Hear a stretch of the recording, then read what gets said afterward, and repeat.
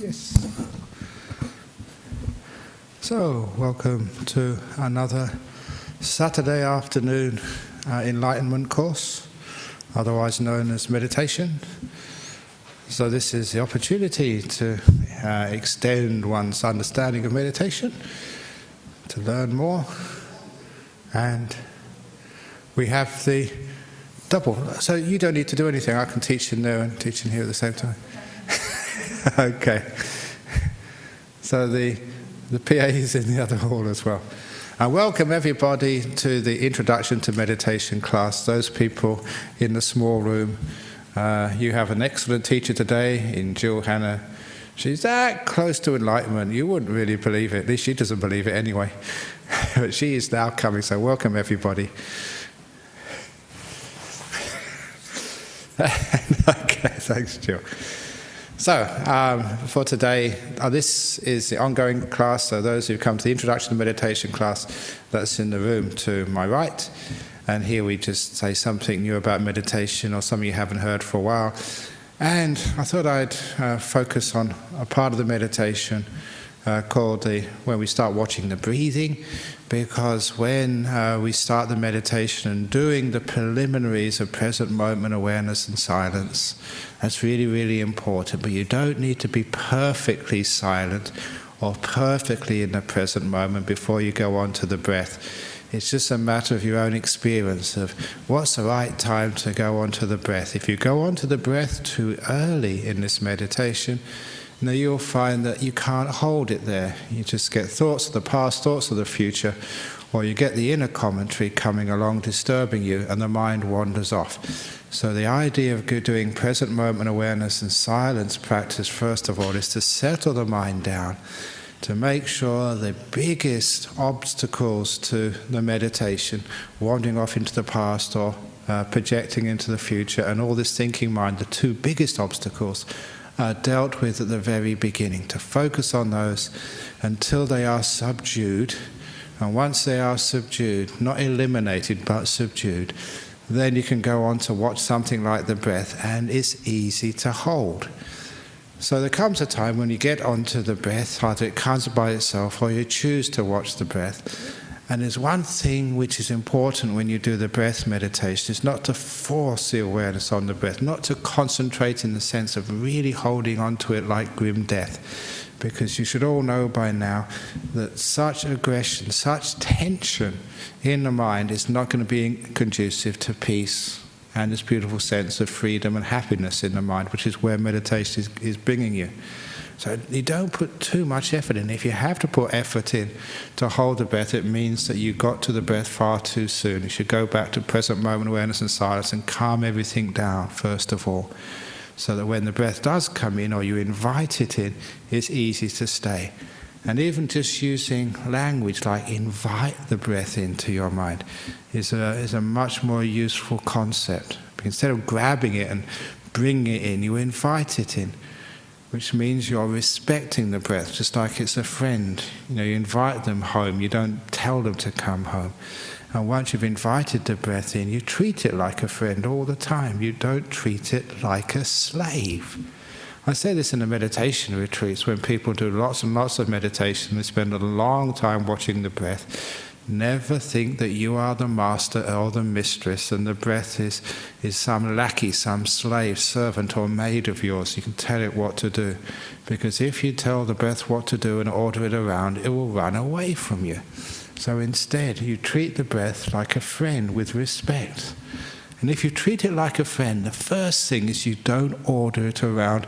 You don't tell it which way to come in, which way to go out. You don't go telling the breath, go in long, go in short, be soft or whatever. You just are with the breath. Sometimes I used to imagine myself just like you're holding the hand of the breath. Because you only hold hands with a friend or with a lover, someone you feel really comfortable with. So like holding the hand with the breath means I'm comfortable with you, breath. The breath is comfortable with me. I'm treating you like a friend. I'm not sort of dragging you along like the dog when you take the dog for a walk in the morning. No, you are treating the breath like a beautiful friend. And if that type of attitude, you'll find actually the breath stays with you. Again, when you watch the breath, many, many years of watching my own breath, if it does disappear, it means I got to the breath too soon, or that I've been treating it badly. I haven't really relaxed with the breath. It does take a lot of confidence to let things be, because usually we are of the opinion if we don't put effort, we don't try, we don't control things, it all goes wrong. But you will find that the less you control, the more you treat it like a friend, then the more the breath will stay. It will be stable. It's the same reason why in life you get into lots of trouble, because of fear, the fear that things will go wrong.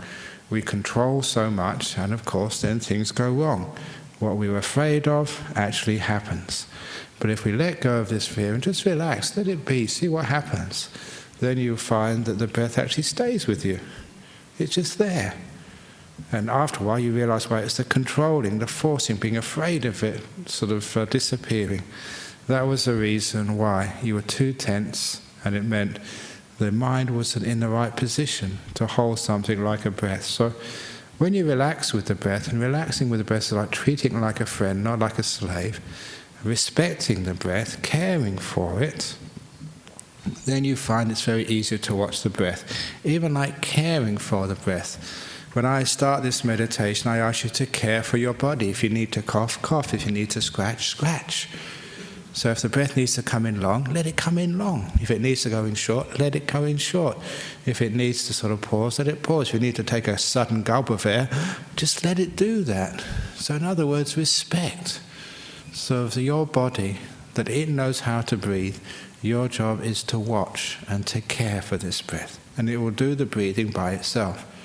Usually, that years ago, the meditation teachers I grew up with, it always says it's just like planting a tree. Your job is to protect the tree, to make sure the kangaroos or whatever else is in your neighborhood don't eat the small sapling.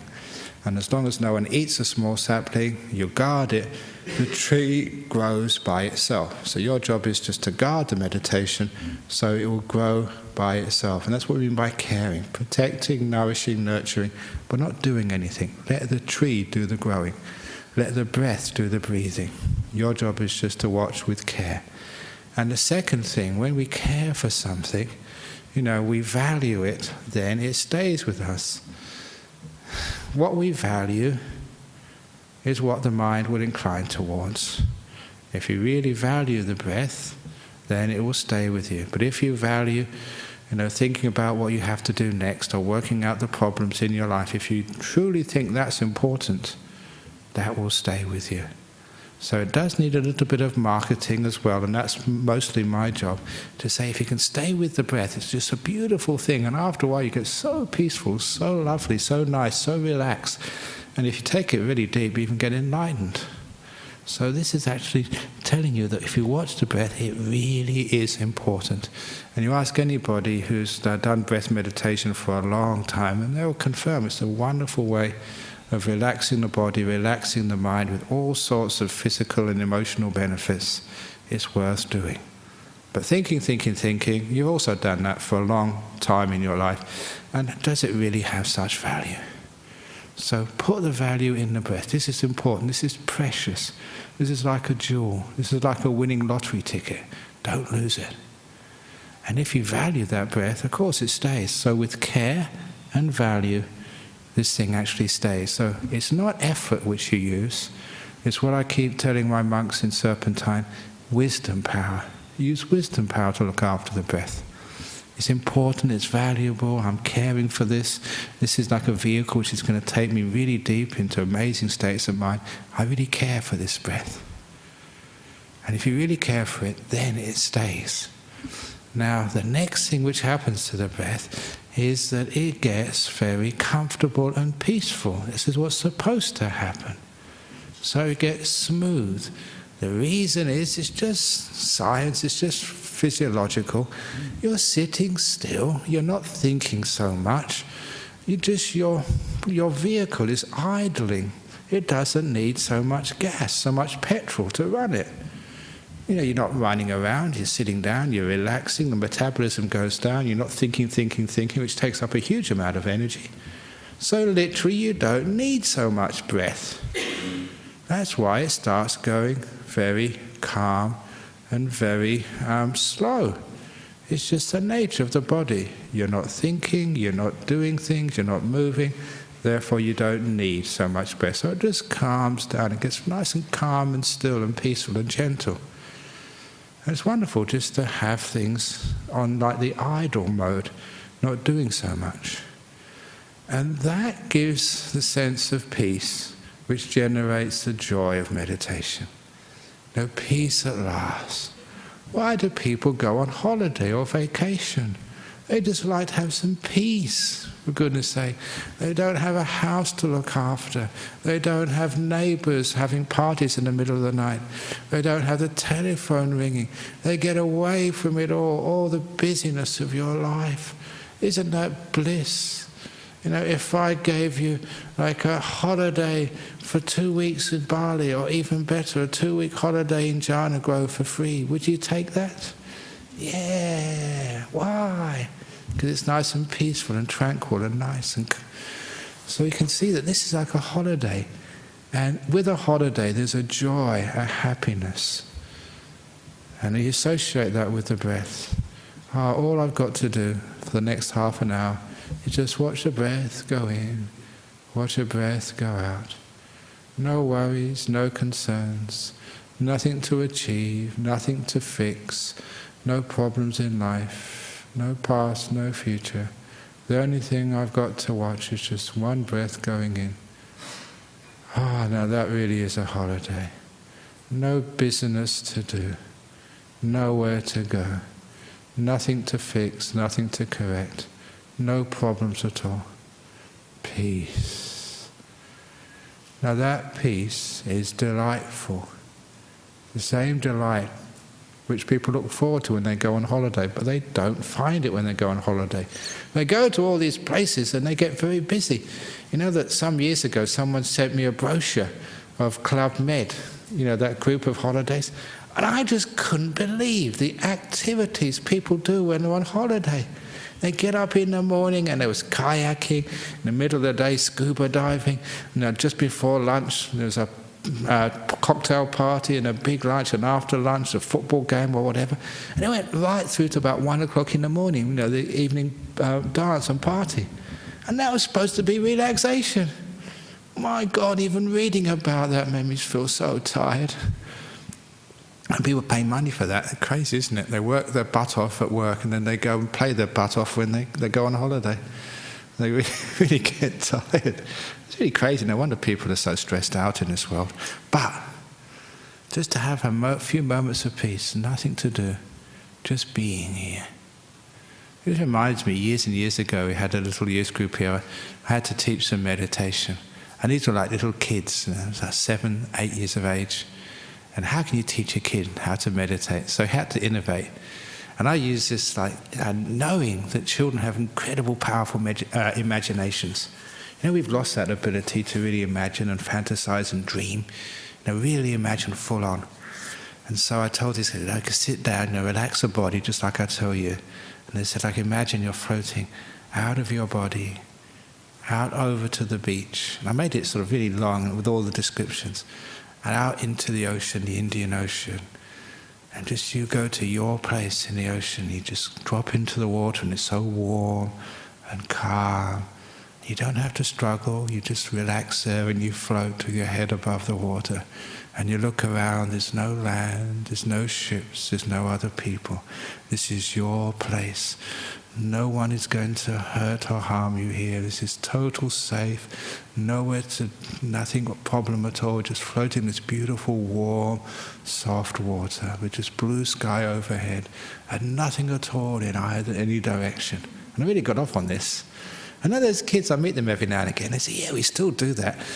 Just a little place, their imaginary place in the ocean. And that is a way of getting away from things. Even kids have their stress, as you know. It's usually their younger sister or older brother or something. But they have their stress, but they just go away and find a place of peace. Now, the reason I'm talking about this is to generate that perception of the joy of peacefulness. Because when you're meditating, you get the breath, you're calming down, metabolism has gone down, the body doesn't need so much oxygen, it's nice and still and easy. please enjoy that peace. Get off on it. Remember, you don't have to do anything. There's no struggle anymore. No one's on your back telling you to do things. You're totally free. That really is a holiday. And so once you start enjoying it, that is what I tell the monks, the pivot point of meditation. You're enjoying just being with the breath. This is so nice, just being here. When I do this, I don't need to talk, I don't need to counsel, I don't need to do anything. I'm totally free, free of the world. You feel so peaceful, you really are relaxing. And once you start to enjoy that, that's when you get addicted to it, which is good. Be addicted to peace. It's much better than being addicted to stress and thinking and worrying. What you're doing, you're valuing this. And once you value it, the mind automatically will go back there again and again, because you enjoy the meditation. It is actually a most wonderful way of spending 40 minutes. You look forward to it, because it's so relaxing, so peaceful, so joyful, just being with the breath going in. Being with the breath going out. So nice, so free. And once you get that joy in meditation, then you're off. You enjoy the meditation, it gets deeper and deeper, and you get some really amazing, happy states of mind. But that is coming later. So in the time being, present moment awareness, silence, and then just work with this breath. Be a friend to it, it will settle down by itself. The wisdom tells you the cause is you're not doing anything, you're not worrying about things. Even the brain is not consuming so much oxygen. So you get very peaceful and very still. And that becomes a great sense of joy.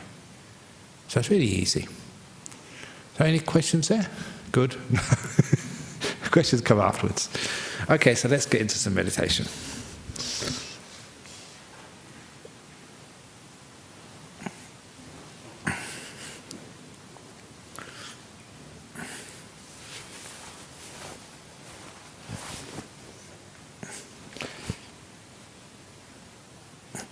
So closing your eyes.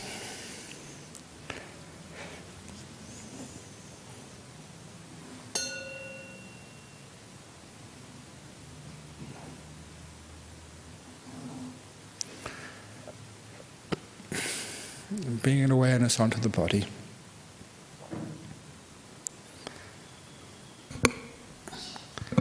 Making sure your body is comfortable. There is no magic posture which suits everybody. Your posture is probably unique. The only meditator in the world who sits like you is you, and that's good.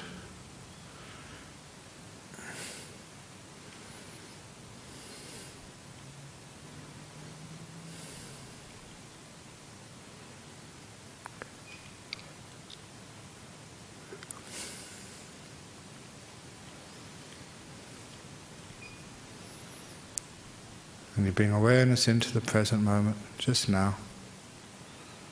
All the struggles of the week, coming and going, planning, remembering. Now you are free. This is holiday 40 minutes.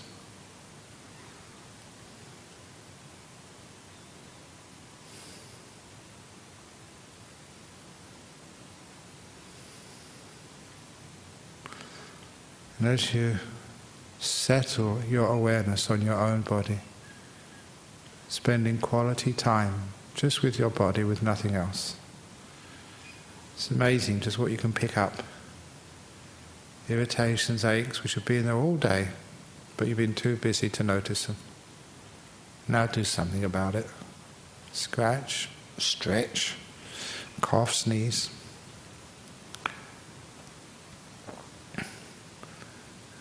Being responsive to your body. Your body is your friend. Again, not a slave. So just like a good friend which you care about, you ask, is there anything you need, friend? Anything I can do for you? Ask that to your body. It's amazing what you hear from your body when you ask it what it needs.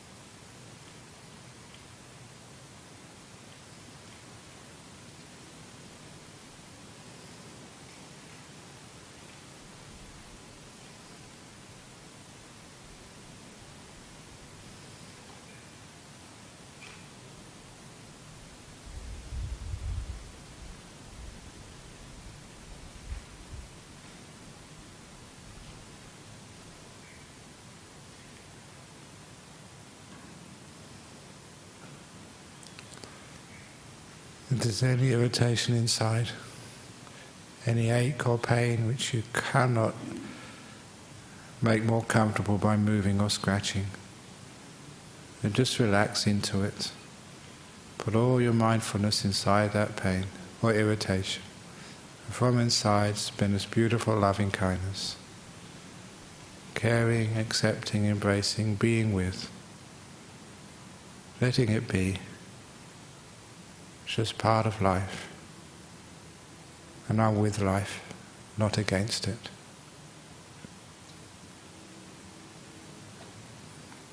You find the tightness of negative reactions just vanishes. The irritation eases. Sometimes it just disappears. Because we don't fight it.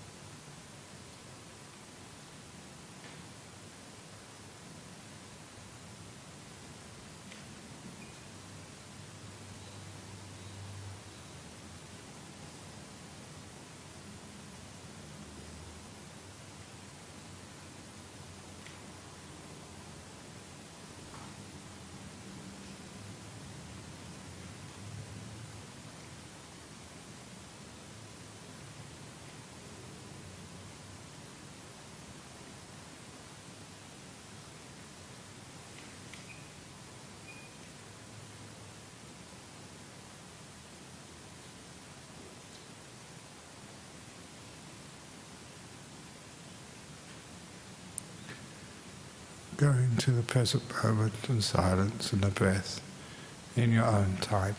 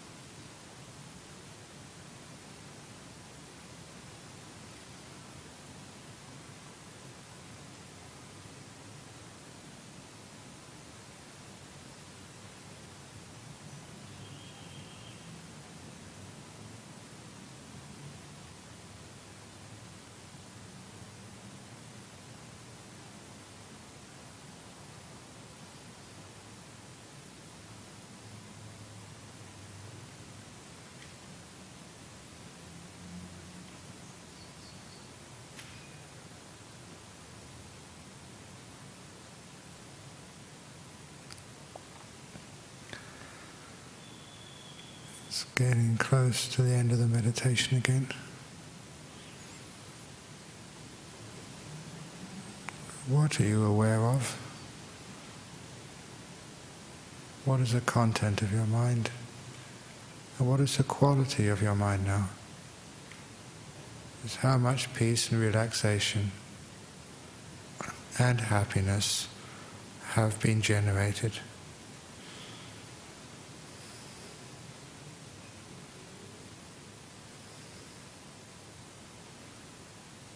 To know this feeling and value it.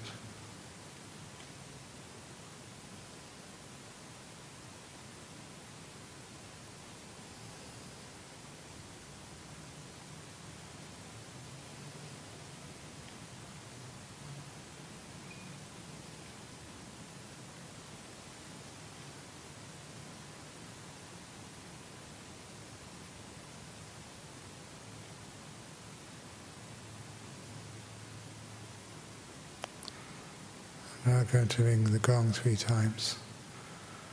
When the gong finishes ringing for the 3rd time, come out from your meditation.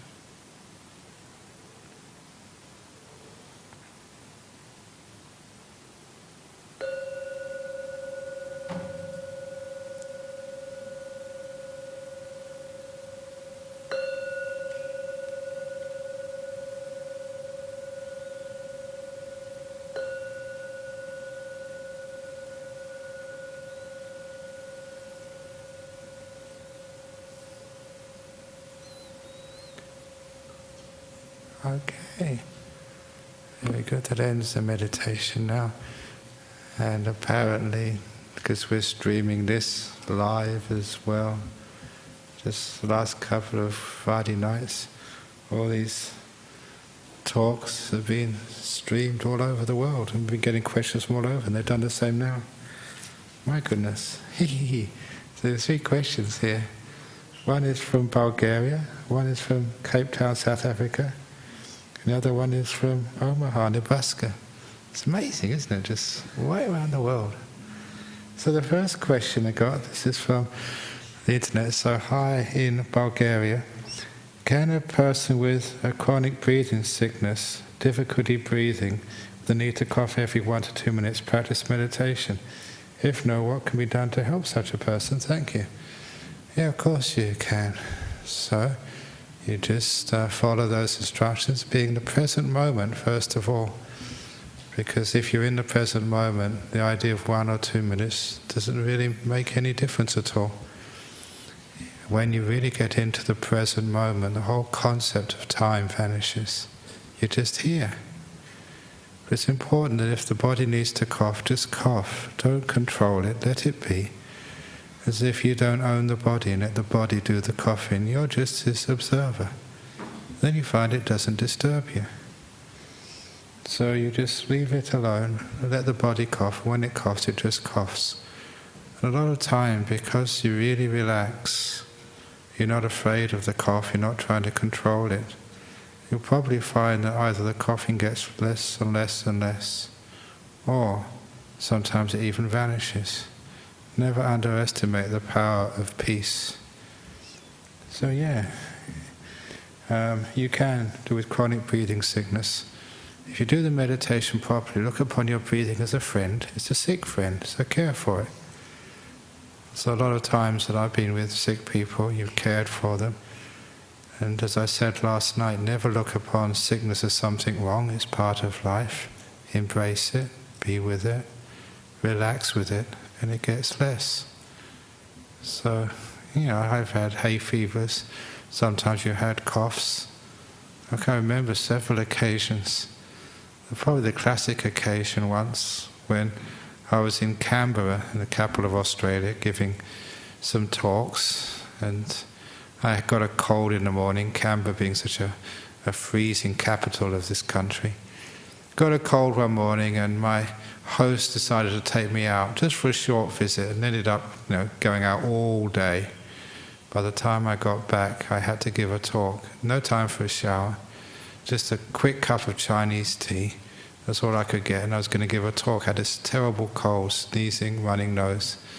felt awful. I was trying to give a talk, and it lasted for about 15 minutes, and I just gave up, because you'd start a sentence and then you'd cough. You'd have to wipe away, the stuff dripping down from your nose. And so I told people, okay, let's just meditate for half an hour. So I was meditating in the middle of a very, very bad cold, flu-like. And after half an hour, then we finished the meditation. I gave this 1 hour talk with not a cough, with not a sneeze. That was really amazing. Just to see just how you just really relax deep. And of course, you know how to do that, being a monk for such a long time. And some of those symptoms, incredible, they disappear. So yes, go for it. So going to Bulgaria, or girl from Bulgaria, yes, do it, but do it properly. Not with force, not with control, not with fear. Making peace, being kind, being gentle, present moment awareness. And I think you'd have some amazing results. James from Cape Town, South Africa. I tend to fall asleep. How can I prevent that? Why do you want to prevent that? You must be tired. Especially, I know, what time is it in South Africa now? About 8 o'clock in the morning. Is that right? 8 o'clock, 7 o'clock in the morning? Sometime like that. So, you probably got up too early this morning. So next time you can look at this talk later on in the day. But usually people fall asleep because they are tired. So number one, get more sleep. And number two, if it's not physical tiredness, sometimes it's just a bit of mental boredom. So try and make the meditation a little bit more interesting. And when you make it more interesting, like doing weird breathing practices, like that technique which I developed called backwards breathing, which means that when you do your breath meditation, everybody does breathing in, breathing out, breathing in, breathing out. So try the opposite. Breathe out first and then in.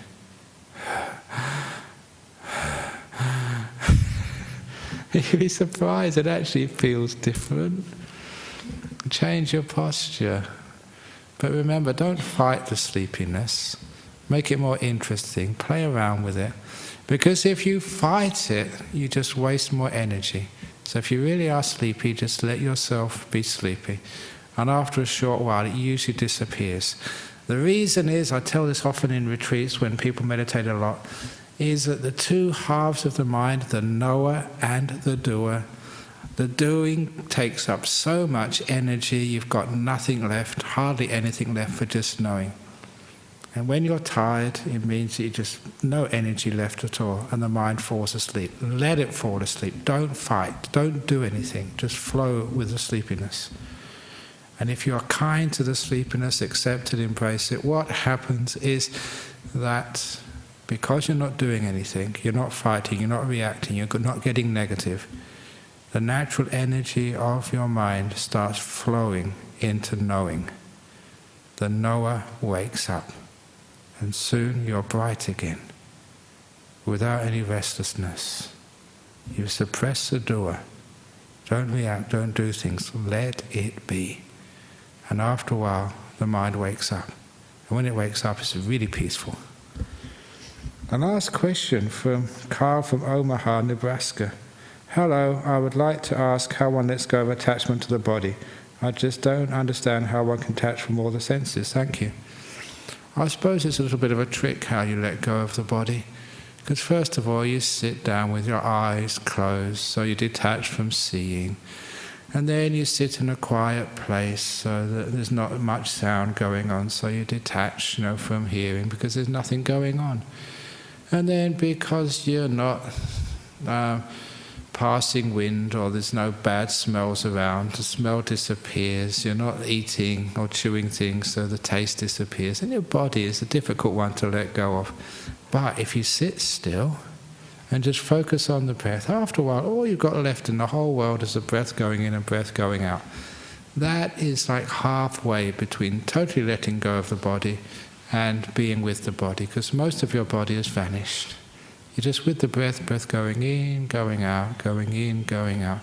And you find the rest of the body's disappeared.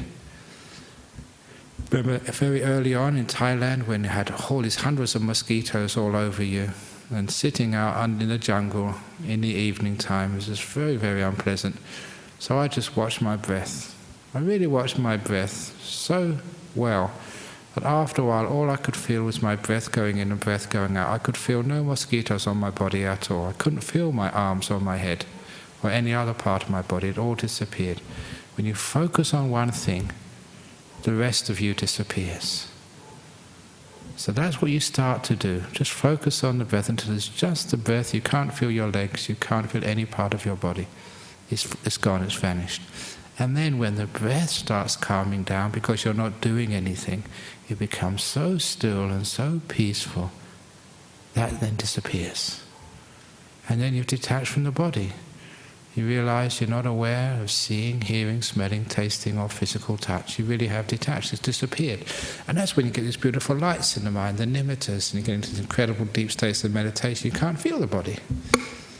It's brilliant. You know, there's one guy, and he was in the British Army, always had these migraines. And the only way he could overcome the incredible pain of migraine, he said, was just to go deep inside himself to the place where he couldn't feel the migraine. And just the pain in his body just forced him to really let go of the body. Just not by fighting it, but by going deep inside. And then he couldn't feel anything. And he told me once that he was on some manoeuvres in Germany, and he was the sergeant or whatever, and they stopped for a cup of tea, as the British Army often do. That's why they lost all their empires, just too busy drinking tea. But that's, at least they're not violent. But anyway, they were busy drinking tea, and he had a migraine. He went into a nearby shed to try and get deep inside to get away from the migraine. And this told me that he actually really got into some deep meditation, because apparently the order was changed and the soldiers had to stop drinking tea and go to some other destination on some exercise. And they forgot about him. So they left him in this shed, just in his meditation. And then later on they realized, oh my goodness, we've forgotten the sergeant. So they drove back, and there he was sitting, and they literally, these soldiers, they picked him up, still sitting, and put him in the back of a truck. And he didn't know anything about that. He was too busy meditating deep inside. He wasn't asleep, he was perfectly aware, but inside. And when he came out of his meditation, he was in a truck, not in a shed. What happened? How did I get into here? So he was not aware of his body at all. Couldn't hear. And soldiers are not the most delicate of people. They're pretty rough. So they picked him up and dumped him in this truck, which was making a loud noise and going across this country road. But still he didn't hear or know anything. And that's actually how you let go of the body. You go deep inside until the whole body vanishes. That's very, very beautiful and peaceful and wonderful to be able to do that. So that's how you do it. If you follow these instructions, just present moment awareness and silence to settle you down, and focus on the breath, and all the body vanishes except for the breath, and then the breath vanishes, and then your body is disappeared. And once you've done that temporarily, you come back again to your body. You realize what this body truly is. It's just a body, that's all. It's got its aches and pains, but you know how to let it go, how to leave it alone, how to detach whenever you really need to. It's a very good thing to be able to do, especially when you get to my age and above. It's getting more and more aches, more and more pains. I was stupid busy mixing concrete the last couple of days at Jhana Grove. Good fun, but I really pay for it now. Aching here and aching there. Boy being a boy. I love mixing concrete. So that's what I can do. I can meditate and let go of my body so it doesn't ache anymore. So thank you for those questions, and hopefully there's good answers. If there's not, please SMS another question later on, maybe next week. But are there any questions from here in Australia on the international meditation class? Okay, great. So we can finish off now.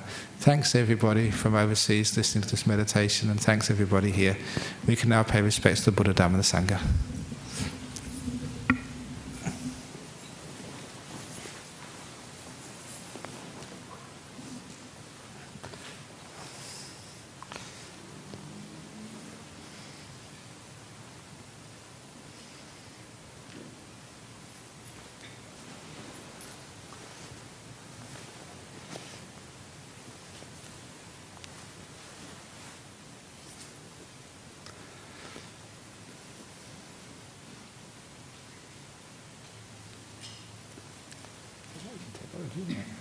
I'm really that for this.